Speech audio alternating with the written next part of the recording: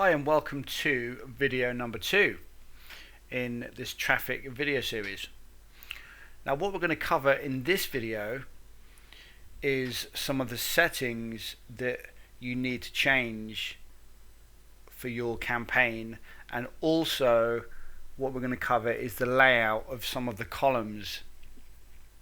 So all of this will make complete sense at the end of the video, but the very first thing we're going to do is come to the main page. So if you remember from video number 1, we created the test campaign, didn't we? And we set a £5 per day budget, and as I said, this can be changed, so we can change this fairly soon.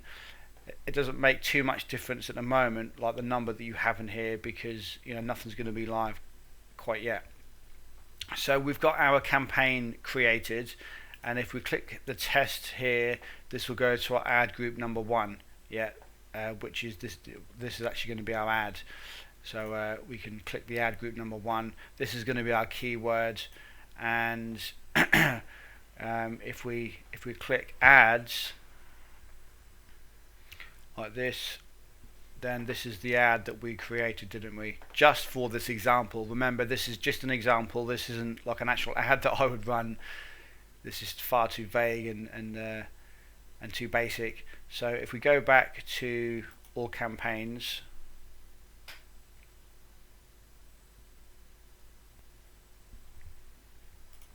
and then we go back to campaigns here. Right, so the very first thing we're going to do, and this is what you need to do as soon as you've created your actual campaign, is go to your campaign, and you just click the campaign name, and then you come to settings. Okay, this is what you need to do, and I do this after I've created every single campaign and every single ad group, because it's very important that you make a few changes, which I'm now going to show you. Now these are things that a lot of people quite possibly don't know, and a lot of people quite possibly don't even bother to really tell you when it comes to using Bing PPC. So this is just like one of the extra little tricks and tactics that I use to get better results with my campaigns. So as you can see, we've targeted the United States, which is fine, and all of this is exactly how we left it. But the things that you need to now go in and change are the demographics and the actual device area here.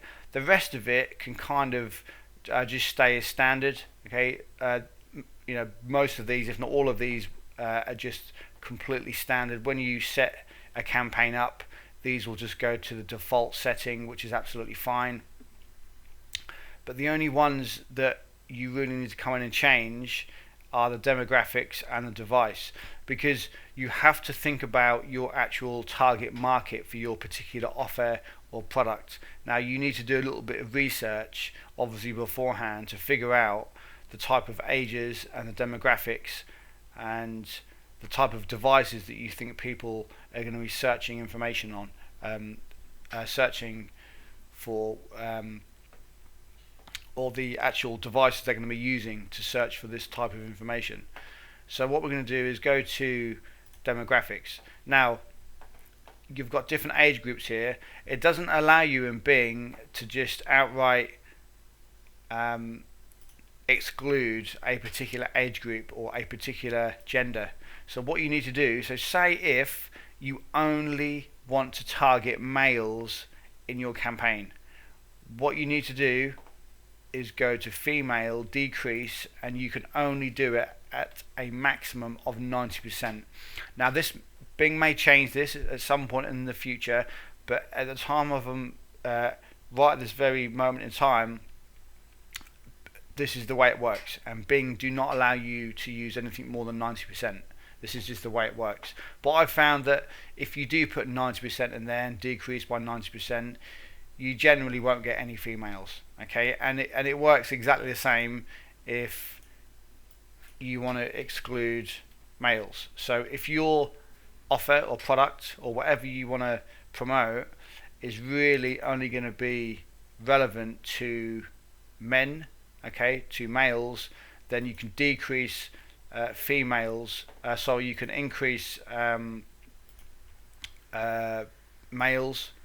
Or I've found the best way to do this is to decrease the opposite gender. So say if you only want to target males, then you can decrease females by 90%. Okay. If you only want to attract females to your product or offer, then go to males and decrease that by 90%. So that's the best way to really explain that. It's very, very simple.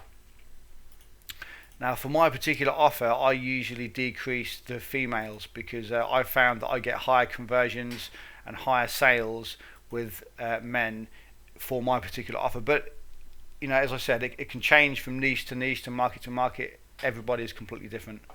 Now for the age groups, again, this is something that you're going to have to think about and decide which age groups are going to be more relevant and appropriate for your particular product or offer. Now again, it works exactly the same as the male or female. If you don't want anybody, say if you don't want anybody under the age of say 50, what you need to do is decrease all of these. So if you only want to attract people over 50 years old, yeah, and you want them to be male, you need to decrease the females by 90%, and then you also need to decrease these by 90%. And you can do this with anything you want. There you go. And that is done. So now if I was to run my campaign, obviously I've got to target keywords and everything first, but based on the demographics, if I was to post an ad on Bing and let it run, I would generally only get males click my ad, and also I wouldn't get anybody under the age of 50 years old click my ad. Okay, and this is one of the best things about Bing, that you can target the demographic and the gender, and this can really help you to drive your clicks down, you know, and get much cheaper clicks and get a much more targeted traffic to your offers and your products. So this is how you do this section here. Again, it's impossible for me to tell you how to do this for your particular offer, because you could be, you know, everybody uses different offers, different products. You could be using CPA offers, affiliate products, affiliate offers. You could be using a landing page. You could be giving some free information away, which is really only going to be relevant for women. Other information might only be relevant for men. So everybody's different, and this is why you have to come here and kind of work this out for yourself. But it's very, very simple. As you just saw me do it here, it takes a few seconds to do. Really, really simple stuff. So once this is done, you then go on to devices. Now here's a little trick, here's a little tip that I've been using when it comes to devices, is I don't usually do mobile smartphones bid. I usually decrease this by 90%, and this is how I run all of my search campaigns. Now again, it may be slightly different in your niche or your market, but for the markets that I've been in, the internet marketing industry, the internet marketing niches, then I've generally been excluding the smartphones bid. Tablets are fine, but smartphones I've been decreasing by 90%. So you can use the same as what I've been doing, and my campaigns run well, they do very well, so it's entirely up to you. But those are the two things, the two little tweaks that you need to make, or at least go in here and kind of have a look and see how they work, and kind of have a good think before you move on to the next stage in this course. Because if you leave these set to default, then you could be paying a lot more money for your clicks, because you could be attracting the wrong demographic and the wrong gender, you see. So this is why this is very, very important. And also the smartphones, if you happen to be attracting a lot of clicks from people from their smartphones, from iPhones and everything like that, then you could be paying a lot more than you need to be paying for your clicks. So once you've done that, you just click save.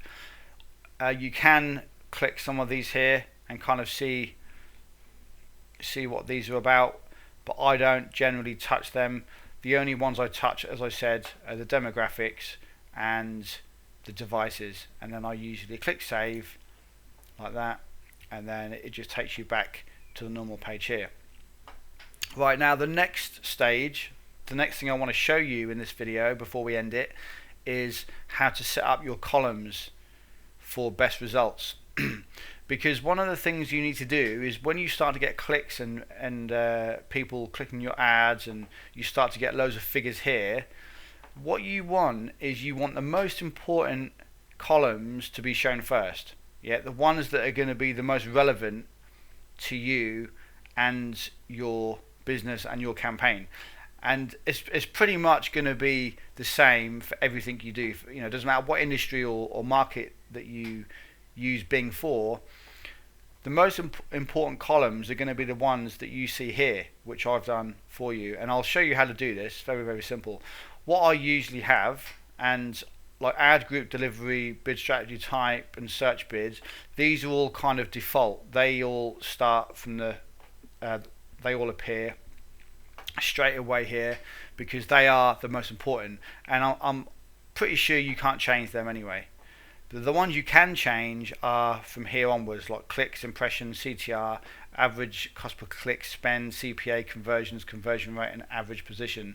There's a few more other things that you can include, but I've included the most important ones, and this is what you need to do. The most important column, or one of the most important columns, is clicks. So some of these doesn't make too much difference if you have impressions first, then clicks, or clicks first, then CTR. But as long as the ones you see here are kind of, you know, up this way, and they're definitely in the first 4 to 5 columns of this row here. So I've got clicks, impressions, CTR, average cost per click, spend, CPA, conversions, conversion rate, and average position.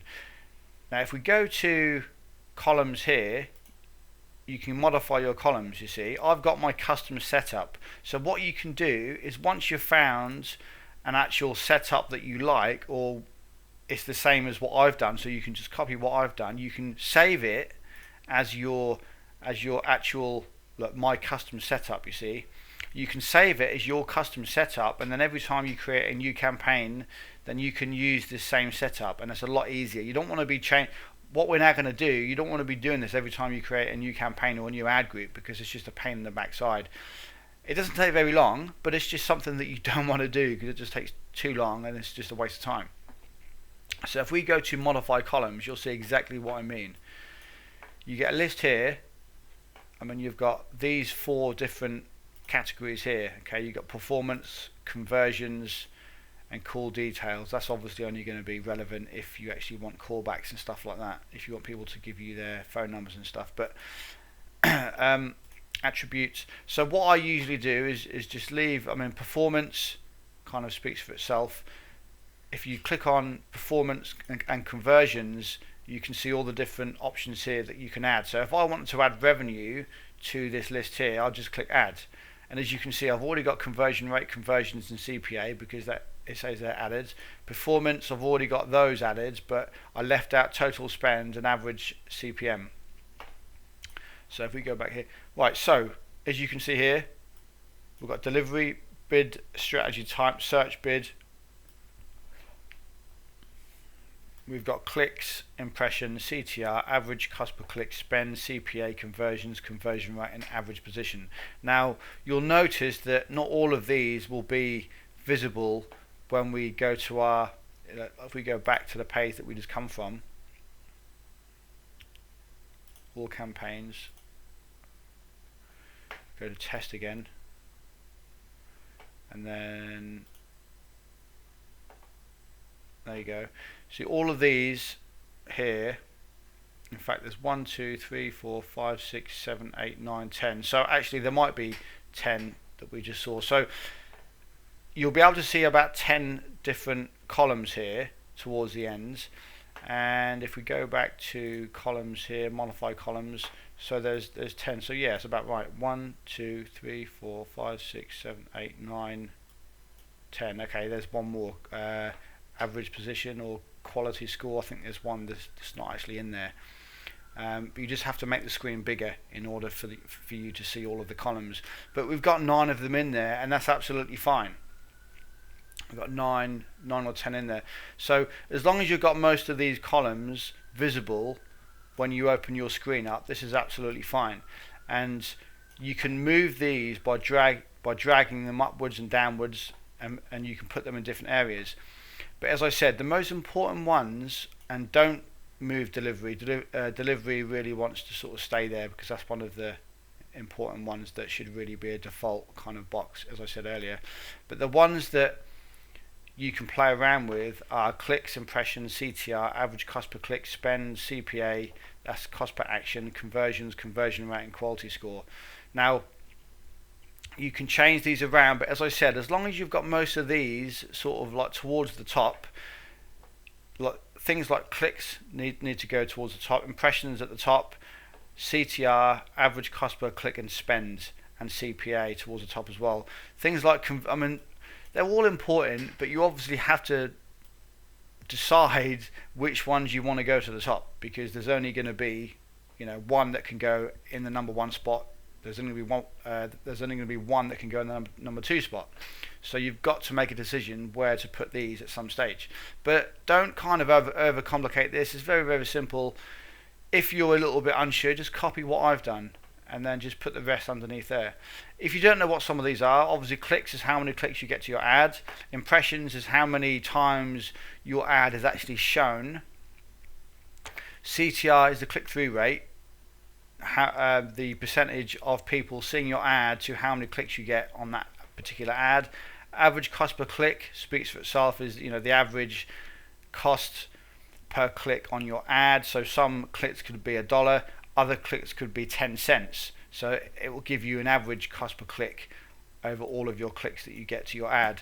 How much you spend, cost per action is the action that you're trying to achieve. So say if you're trying to build an email list, you're trying to get people to opt into some type of a form, some type of a landing page or squeeze page. This will tell you how much it costs you per action. So an action meaning for them to opt into your page. If that's what you want to track, then it could tell you that your cost per action is $2. And this is very, very important, because this is how you work out your ROI, your return on investment, on how much you spend to how much you can make back from those people in your email list. Conversions is the conversions on the people opting in to your squeeze page, and conversion rate. So conversions is how many people actually opt in. So if you set an ad up and in one day you get 5 opt-ins, it will just say 5 conversions. The other one, conversion rate, is, again, speaks for itself, is how many people have opted into your squeeze page. It gives you a conversion rate. So if you've only had 10 impressions and 5 people have opted in, then that's a 50% opt-in rate. Okay, you generally won't get opt-in rates that high on Bing, but if you do, that's brilliant. So the conversion rate speaks for itself. The quality score is very important, because this tells you how Bing gives you a quality score based on how relevant your landing page is to the actual ad that you present in Bing. And this can make a big difference on how much you pay per click, but we'll get into that later in the course. So it's important that your quality score remains high. Most of mine are at least 7 to 8 out of 10. You want to be aiming for at least 7 to 8 out of 10, so that they give you some, I mean, there isn't an exact science to this. I'm not saying if you get an 8 out of 10 score at least, then they're going to give you mega cheap clicks. It's not the way it works. There's lots of things involved. You have to get a good click-through rate. You have to get some good conversions, and also you have to make sure your landing page is relevant to the actual ad. So there's lots of different things involved, but the quality score will give you an overall score on how Bing kind of rate your ad, with your landing page. So this is a good way, this is a good indication if your ad is doing okay, or at least if Bing thinks it's doing okay. Yeah, if you've got an 8 out of 10 or 7 out of 10 quality score, at least if you've got 10, that's brilliant. But Bing will basically tell you how good it is, the way they score things anyway. So they'll give you a quality score based on 0 to 10. And average position is where you're going to be in Bing for your particular keywords. It's going to give you, 1 being number 1 and 10 being number 10. So 1, you're going to get the most traffic. 10, you're going to get less traffic. But you have to think about how much you want to spend and how much you're prepared to spend in order to get the number 1 spot. Because sometimes being number 1 doesn't always mean you're going to make more money and get higher conversions. You could be number 2, 3, 4, 5 and still get kind of the same type of conversions and sometimes better traffic. So don't always think that if you're number 1 you're going to get the best traffic, because it's not always the case. So there's lots of things to think about. But that's pretty much the end of this video. I just wanted to go over 2 things, and that was the settings of your entire campaign. Yeah, like I said, demographic and device. Your search network bid, leave it at around, I would say, about 80 or 90 cents. But again, it's up to you. I say 80 or 90 cents in the US and about 50 or 60 pence if you're in the UK. I don't know what the euro conversion rate is, but so obviously it's impossible for me to go through every single currency in the world and tell you what to start it at. But if you base everything from about $1 US, then you shouldn't be far, you shouldn't go far wrong. But don't forget, you can always change this whenever you set things up and set your ads up. You can always change this. So don't think that once you've done this, that's it. You can always go back and change this more, as the ad continues to run. So that's it for this video. So we've gone through the settings of the device and the gender, the demographics, and also how to set your columns up in, right, if we go back to here. Yeah, and we went over, didn't we, how to set your columns up here, so that when you start to get data come in, you can easily at a glance see what is going on with your ads, and this is very, very important. So that's it for this video. I hope you enjoyed it, and don't forget, you can of course go over this video again in case you miss anything. So that is the end of the video. Hope you enjoyed it. I will see you in the next video when we go on to the next section.